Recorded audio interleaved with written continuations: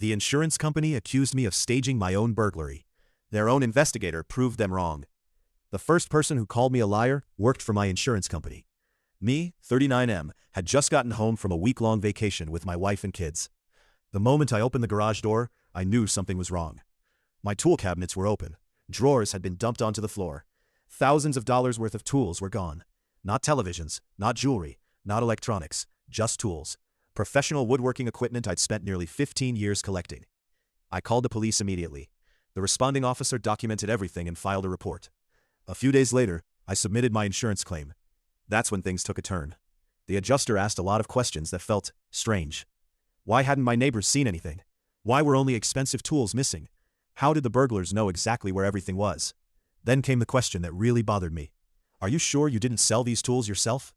I couldn't believe what I was hearing. A week later, the company informed me my claim was under investigation for possible fraud. Honestly, I was furious.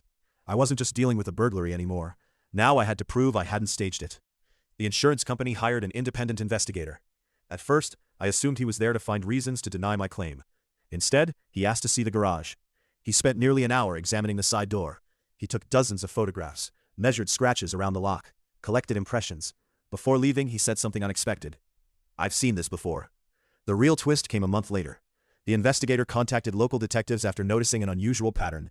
The pry marks on my door matched damage he documented in several other burglary claims across neighboring counties. Not just similar, nearly identical. Forensic specialists compared microscopic tool mark impressions left on the damaged door frames.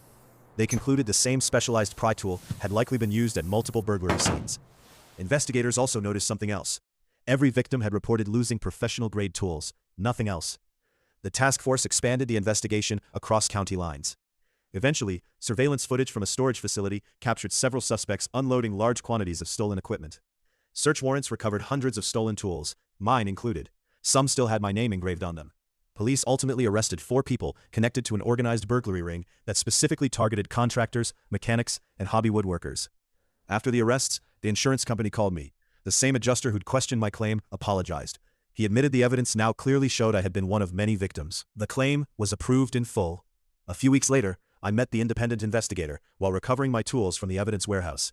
I thanked him for actually looking at the evidence instead of assuming the worst. He smiled and said, "My job isn't to prove people are lying. It's to figure out what actually happened." That stuck with me. Looking back, the burglary was frustrating. Being treated like the suspect hurt even more. Thankfully, sometimes the truth leaves marks that are much harder to erase than a broken lock.